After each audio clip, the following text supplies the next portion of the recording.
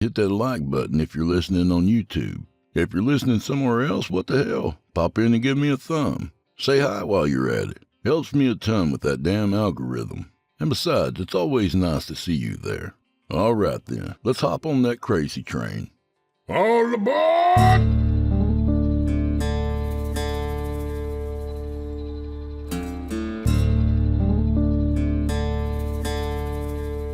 Oh, shit.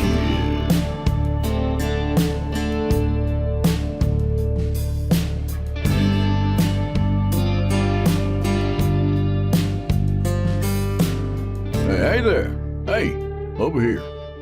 Well, friend, it's not so great to be king after all. Fuck you, Simba. What's Nigerian royalty really worth that they just keep stringing you along like that? Send the cash already. Or at least send me some of those Eddie Murphy robes so I can look my part over here. Damn, boy. Well, don't hold your breath on that one, Chester. No one's cleaning your royal penis in a hot tub. Not for a while, anyhow. Well, come on in, friend. Shit. Back to the grind. Well, at least that's okay. So, you know that whole YouTube screwing us thing, where our videos are good enough for them to collect ad revenue from, but not good enough to justify our existence? Yeah. Well, you may have heard we're over on Rumble now, a company kind enough to put up with perfectly honest and human-created content. Ain't that nice of them? They're willing to allow us to go on living. Touching, wouldn't you say, after what we've been through this past month? Anyway, very few of you have made your way over there, and I understand old habits are hard to break, but you know what's easy to break? Us, Chillin' Tales, and that includes your old pal Drew Blood here. And that's why I really need all you guys and gals who enjoy the show to please sign up over at Rumble and subscribe to us there. You'll get all my shows on time, and the stubborn YouTube holdouts will get their shows a week late. Another thing you can do is just tell YouTube to go fuck itself and download the shows on your favorite podcatcher. Becoming a patron also helps immensely. Just visit simplyscarypodcast.com and click the patrons link in the menu at the top of the screen. You'll find yourself at chillintalesfordarknights.com, where you can become a patron for as little as $7.99 a month and get access to their entire audio archive, all ad-free and available to download or stream. This is a call to action, friends. I really want to see some big numbers over on Rumble, where we can actually make a few thin red cents to rub together. I'm really counting on y'all. Don't fuck over your good pal Drew now. Remember, I do the fucking around here. On a lighter note, we're joined tonight by author Michael Page. In this one, a police officer has seen his share of strange things on the night shift, but nothing quite like what's waiting for him over at the Windsor Mill grain elevator. So without further delay, friends, from author Michael Page, I give you The Angels Burned. When I was a kid, my stepfather asked me what I wanted to be when I grow up. A magician. I answered quickly with worldwide clarity. He huffed at that answer. That ain't a job, son.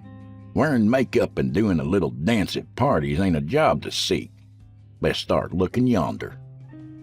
Well, I took exception to that and returned with, I said a magician, not a clown, asshole.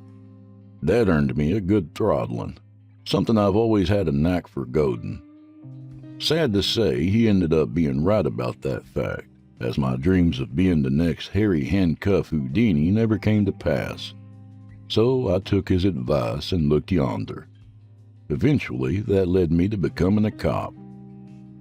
Honestly, I wish I could tell you a noble reason behind that choice, like the desire to help my community or saving the world one life at a time.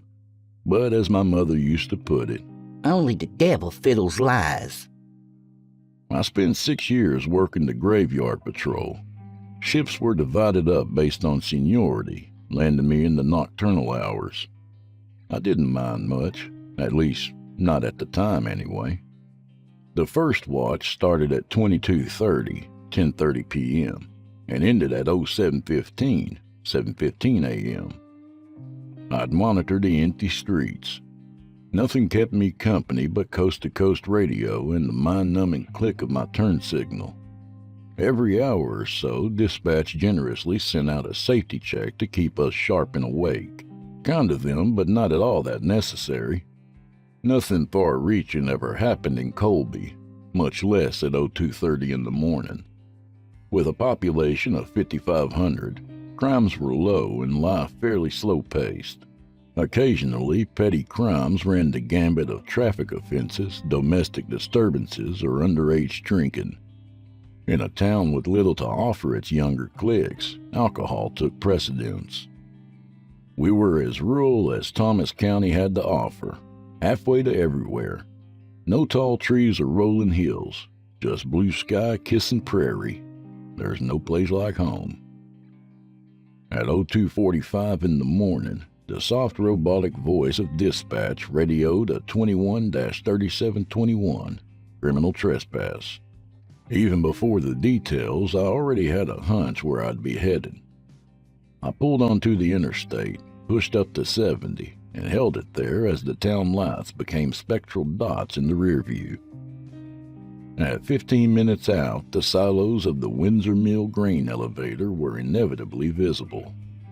Once upon a time, the huge structures were used to stockpile grain, thousands by the bushel, but in an unforeseen tragedy, a fire ripped its way through the facility, killing 4 workers in the process. Left in financial ruin, the elevator was shut down and condemned, but not quite abandoned. Its old charred skeleton still belonged to the owner, Ralph Windsor, the same man who made the distress call tonight. The place had naturally become a beacon for tourists to explore and hoodlums to tag, so for Windsor, trespassing calls were typical. Despite his relationship with the place equating to a dead limb, he never stopped safeguarding his perished property. I pulled the cruiser onto the dirt path that sloped toward the fenced entrance. Ralph Windsor's hunched figure was waiting by his truck. He was a burly man, face pinched with wrinkles and a mat of hair that rested greasily over his scalp. "Evening, Ralph," I greeted, crunching up the gravel towards him. "Kid sneaking in the pool again?" He eyed me humorlessly and tweezed out another cigarette, a nasal twang guiding his voice. "Something else, I reckon." I followed him through the gate and across the foregone lot. The silos stood in 15-foot clusters over us, enormous gravestones marred by a great blaze. Adjacent to them was the decrepit ruins of the warehouse, its roof collapsed in sunder and the lower half reclaimed by nature. A breeze of rust-scented wind scraped my nostrils. The incident had brought to light some safety violations as well as poor evacuation measures. To this day, Windsor was never keen on those details, not even after questioning by the media. Despite pushing 83, he still had a firm farmer-like stride. "Cut a hole in my fence, probably on camera too. I heard 'em sneaking around the basement area. Figured it was just some little shits come to tag. Nah, these were men, hooting and hollering things down there I'd never heard in my life. A bunch of gibberish speak." We walked along the haggard north side of the silos and came to a gaping hole punched in the concrete, the entrance to the basement. "How many would you say you heard?" "3, maybe 4 of them. I would have gone down there to scare 'em off, but..." His sun-dried face slackened. "It sounded like there was a tussle, like they was fixing to hurt someone down there." "Does it sound like they have weapons? Any gunshots?" He shook his head and replied, "Not that I heard." I crawled through the hole, springing up a cloud of dust at my ankles. "Well, you head on home, Ralph. I'll take it from here." Whatever he muttered while walking off never reached me. Shining the flashlight ahead, I traced the graffiti-festooned walls. There was always more when I came here, like a new generation added to the mold. The passage to my left opened up to a wide concrete room lined with machinery. Ancient pulleys, once used to hoist things up the silo's funnel, now caked in soot and grime like a fossil's vertebrae. As I moved to inspect the area, A distant sound resonated from the shaft behind me. I followed after it, kicking up puffs of ash dust with every step. Even though I'd often been called to this place, it was still very easy to get lost in the tunnels that snaked beneath the structures. It was like walking down a dark throat to a stomach that still smelled of fermented grain. Large patches of the walls were still smeared black from where the fire had eaten them.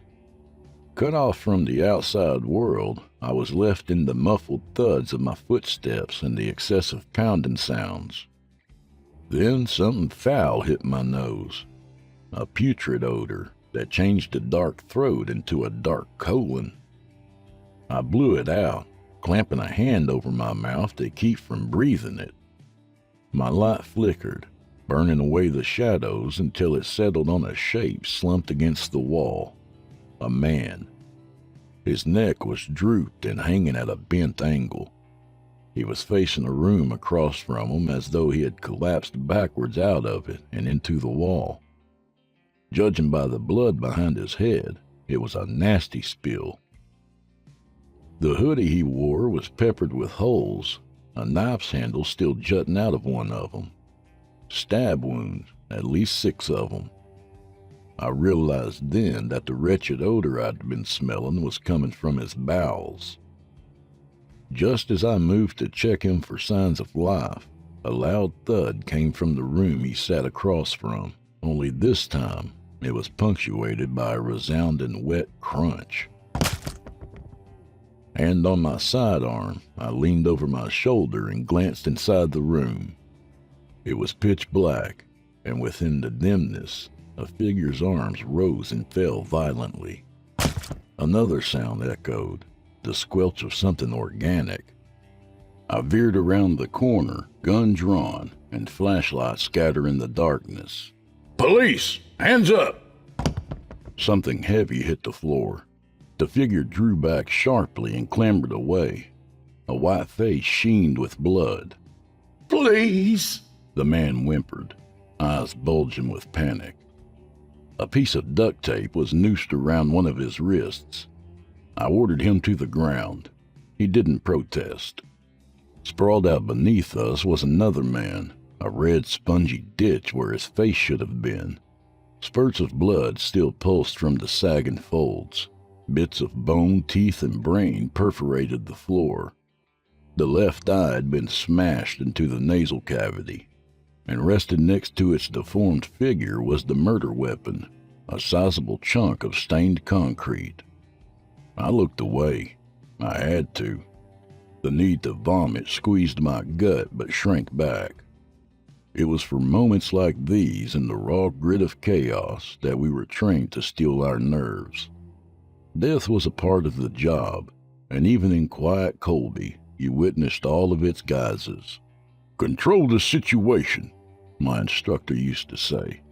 "Take a breath. Put the thoughts somewhere else. Board them off somewhere for a therapist to pry open. I don't give a shit. Just get the job done." I moved past the corpse and cuffed the trembling man, reciting the Miranda as I frisked his pockets. "Do you understand these rights?" He said nothing, his gaze flat on the floor and hundreds of miles away. I hoisted him back to his feet and asked again, louder this time. "Answer the question. Do you understand these rights?" "They wanted to make me an angel," he murmured. The blood on his neck, not even his own, already drying into a flaky crust. "A bright, shiny angel." "Can you tell me what your name is?" His eyes swiveled toward me, meshed in bright veins. "Angels, angels, angels." That's what they kept saying. I didn't want it. They were bad people. Drugs? Maybe LSD or ketamine. Something had to have been racing around his system, jumbling up all the parts. That was typically the case for suspects like this, flashing in and out of coherence, like the devil himself were whispering sweet nothings in their ear. To make matters worse, the man had nothing on him. No license, no credentials, nothing to his name but the shirt on his back, sodden and red. 1040 to dispatch. I've got a few bodies here at location Windsor Mill Grain Elevator. Possible homicide. Suspect is in my custody. Copy that. The voice crackled. Sending available units your way. I steered the man toward the exit, blocking out his deranged mutterings. At that point, I'd have given my left testicle for some fresh air. Then something caught my eye. A large circle inlaid with 6 concentric rings. It looked like more than a mere tag, not sprayed but smeared over the wall in a red waxy residue. Gray chalky writings filled each ring that almost seemed to lean and spiral toward the circle's center. I couldn't come close to reading it. The writing was too jagged and obscure, like a cave drawing.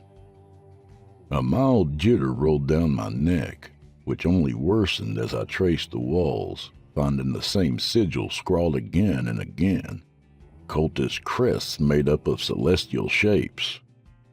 A few empty jars lined the corner, one of them in shattered pieces. Something sprang into my peripheral, a fold of shadow snapping forward. I whipped the light toward it. A gray cat was poised at the entrance, the mouse it just caught still wiggling in its jaws. I kicked some dust at it, sending the scrawny thing bolting down the dark halls. Without warning, the cuffed man lurched forward as if to vomit, ripping right out of my grasp. I went for my taser, fully expecting him to break for the exit. If only that was what happened. Instead, he ran the length of the room, circling it over and over. After a good 3 or 4 times, his running slowed and altered into squirming wild fits, like a swarm of bees were smothering them. Considering his broken bulb of a mind, I wasn't that shocked. It was then, as a horrible scream rushed out of his throat, that I noticed something other than blood and shit in the air. Something burning. Plumes of smoke had started to waft from his clothes. All at once, a trail of blue flame shot up his leg and lapped up his sides. It happened so fast I barely had time to catch the flames unfurl across his chest. Within seconds, he was engulfed by them. Hot air spewed outward in a sort of The room flared up, spotlighting the copious sigils in our large misshapen shadows. "On the ground! Roll on the ground, now!" I shouted over the piercing echo of his agony. His lit bony frame flailed about the room until it smacked into the wall and flopped onto the floor, worming around wildly. Before I could move to stamp the flames out, they had already risen to a sputtering thicket, a chorus of dying cells. Human smoke glazed the ceiling and gave rise to a slew of new scents, fat frying on a stove, burning rubber, and pennies coated in charcoal. Fumes smeared my face with sweat and prickled the inside of my throat. The flames guttered, feeding off the air around him. And beneath them, his screams had changed into a guttural hiss, the sound of a tongue finally starting to sizzle. I needed an extinguisher, a bucket of water, a puddle of fucking piss, anything. Considering my options, I paused for my gun and unholstered it. At that rate, it was either let the poor bastard burn or put him out of his misery. Already straining to make out the human shape within the blaze, I took aim, held my breath, and pulled the trigger. His body convulsed once from the first bullet, and went limp after the second. I pried my eyes from the sight, realizing only then how much they hurt. There hadn't been any gas, no substance drenched over his clothes, and no device in his pockets. It just happened. Poof. I needed air, a moment to let my wits fall back into place. Then he started to move again. At first, I passed it off as his body curling into itself like charring paper. No, the man rolled over, struggled to his knees, and stood back up. I was convinced the smoke had finally reached my brain and choked it. The man who had burned to death, the one whom I had shot twice, was now standing ramrod straight, staring back at me. His face was tight and blackened with an angry crust. Flakes of his own carbonized skin danced in the air. His now melted eyes ran down his cheeks in thick trails. What skin remained was pulling apart like melting wax. Soft, sticky. Patches of his bones were exposed and browning into dull, rusty colors. Despite how charred his features were, I could still make out the widest of smiles across his face. Head tilted, happy as a clam, as though blissfully unaware of the fire digesting him. A smile unfit for humanity. Mad thoughts flashed through my mind, repeating the same words. An angel. A bright and shiny angel. The man's gnarled head cocked this way and that, as though soaking up the room for the first time. No, I take that back. At that point, the shriveled, crusty face of the thing in front of me belonged to something else. It was eyeing me somehow behind the brittle film that filled its empty sockets. A look of awareness. This wasn't a freak accident, not some trick of the light, but a transition. I could hear the disembodied voice of a narrator describe the scene.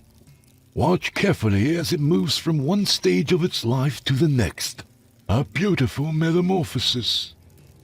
Yes, that's what it was. New life. A sleeping god finally able to stir. I didn't feel the gun go off, but I knew I clicked the trigger 3 times, maybe more. The flames wobbled as the thing staggered back, several new holes now in its chest. Still, it did not drop that jovial smile. From behind, the handcuffs snapped as the chain link pulled feebly apart. Somewhere in my thoughts, a thin shriek resonated. I expected a reaction from what I'd done, maybe even retaliation. Instead, the thing turned away from me and put its focus on the largest of the sigils at the back of the room. Drunkenly, it hobbled toward it. Black, disintegrated clods that were once closed fell from its frame. When it reached the circle, I could only watch as it practically fell into it, went limp, and began to break apart. Layer by layer, its body crumbled and lost its structure into powdery fragments. A great heap of charcoal dust formed at its feet in mounds of black sand. As more of its shape collapsed, the flame slackened and continued to wither until both were no more. The room once again returned to darkness. A voice chattered over the radio, only to join the faint frequency of my shock.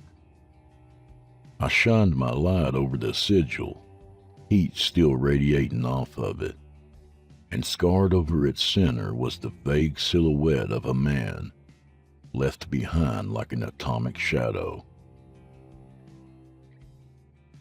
On May 6, 2020, at approximately 0200, a gray cargo van pulled off beside the road and parked on the north end of the Windsor Mill grain elevator. According to the camera feed, 2 males left the vehicle, opened the rear doors, and dragged out a third unidentified male appearing bound by some means. They proceeded to cut their way through the fence and enter the grounds. Both individuals were later identified as Peter and Elliot Mosley, brothers. After their arrival at approximately 0245, Officer Tucker was dispatched in reference to the disturbance. By the time I arrived on the scene and located both suspects, they had succumbed to severe injuries, one by several stab wounds, the other by a crushed skull from a slab of concrete. Both brothers were pronounced dead at the scene. A number of symbols were painted around the room, signifying some unknown ceremonial practices. It can be deduced that the third male broke free from his restraints and killed both men. I quickly secured the man, but was unable to question him, most likely due to narcotics. Before I could bring him into custody, by some unknown means, he had lit himself ablaze, perhaps by some sort of suicide. Suicide. That's what I call it in the report. It felt so wrong, a counterfeit truth I could swallow easier, and yet it could not wall me off from the nightmares. Practically any lick of sleep I could get was jolted aside by the stink of burning hair or the sight of a man-shaped figure in the corner smiling ever so widely.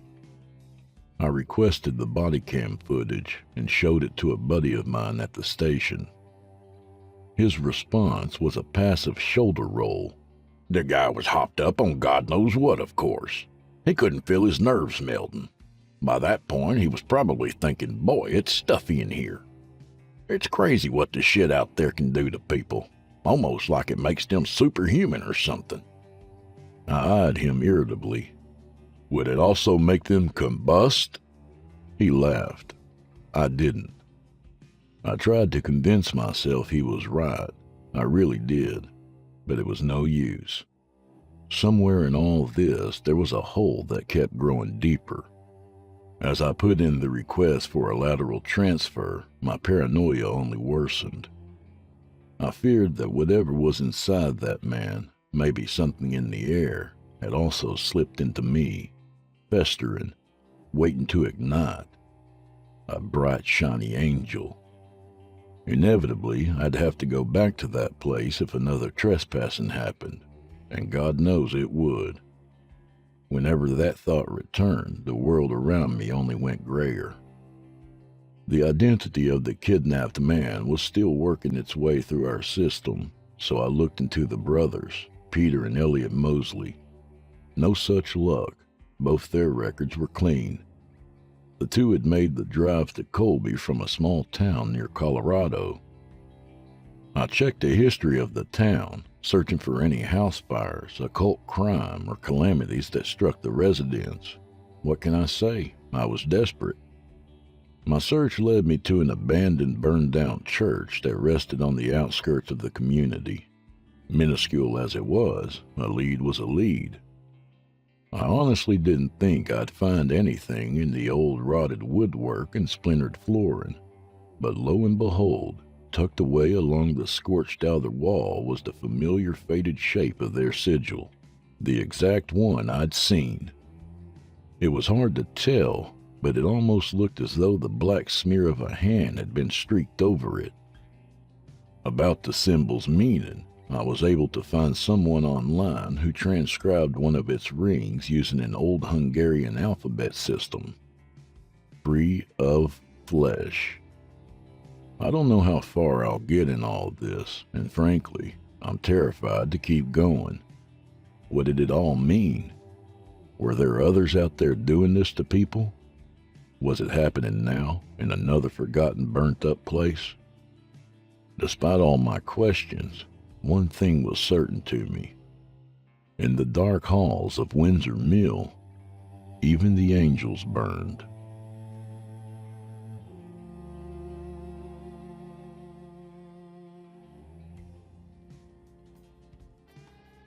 And that was The Angels Burned by author Michael Page.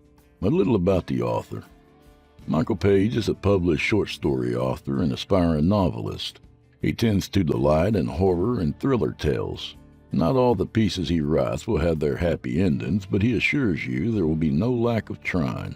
His work has been featured in several literary magazines as well as a wide variety of anthologies, both printed and digital. Page is always willing to attempt new genres or adapt different writing styles, but as he says, it never hurts to keep your roots well fed. Thanks, Michael. And do old Drew Blood a favor, would you? Subscribe to his podcast wherever you do your listening and leave him a 5-star review and a kind word, even if you're listening on YouTube. He needs soldiers on all fronts to win this battle, and he appreciates it. To hear a premium ad-free edition of tonight's and all the other episodes, visit simplyscarypodcast.com today and click Patrons in the upper menu. You'll find yourself at chillingtalesfordarknights.com, where you can become a patron for as little as $5 per month and get access to their entire audio archive, all ad-free and available to download or stream. Thank you for your time and for supporting our sponsors. When you support our sponsors, you support this show. If you happen to use Facebook, Twitter, Instagram, or YouTube, you can follow and subscribe to Chillin' Tales for Dark Nights there, where you'll get all the latest updates and new releases and have the chance to interact with them each and every week. Oh, and you can find Drew Blood on Facebook and Instagram, and sometimes Twitter. The Drew Blood's Dark Tales podcast is accepting submissions, friend. If you've got a story or two you'd like to be featured on the show, send it to drewbloodhorror@gmail.com. If selected, you'll get the full treatment, 10 bananas.